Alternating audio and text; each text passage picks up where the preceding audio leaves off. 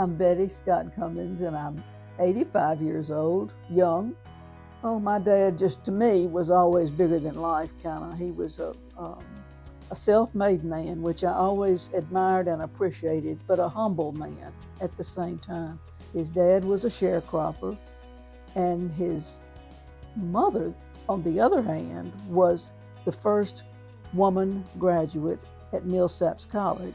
Then he went to Mississippi State, and the way he got through, because he certainly didn't have the money to pay the tuition, but he worked in the cafeteria, he told me, and he made salads. That was his job, was to make salads. From there, his first job was with International Harvester Company as a zone manager. Then he moved to Shreveport as the zone manager, and that's where he met my mother. At some point, he ended up back in Monroe, and I think the Monroe International Harvester dealership came up for sale, or possibly, but that's what he did. He bought it. But he was an ambitious person, and he could always see the next thing, and he thought if one was good, two would be better, and then three would be better. But it's one of his big philosophies, and I guess it really impressed me.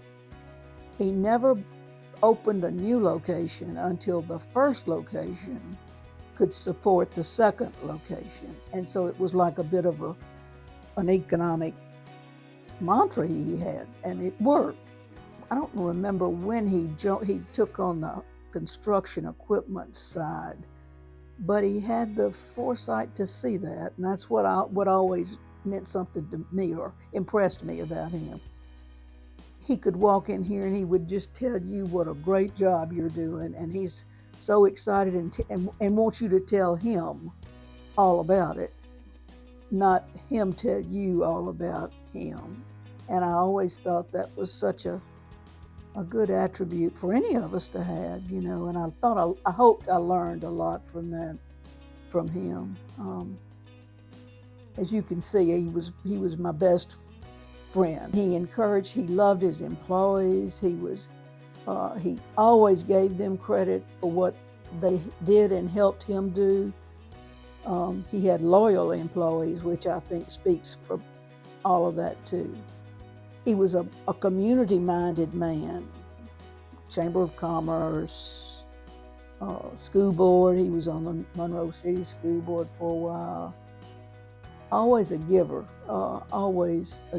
And he was and his faith and his church and his beliefs were center in his life. I think that's one of the reasons he was successful. I think he never took his eye off of the person across from him. It was never about him. It was always about them. He would tell them, and that's easy to answer. He would tell them, always follow your dreams, don't give up. And the last thing he would tell them is never forget that people are important. Well, I guess what he would say is it's probably a difficult economic time for a lot of people, but you just have to keep turning your eye out and looking toward the future and toward what it can be, and then have the courage to try and make it that way.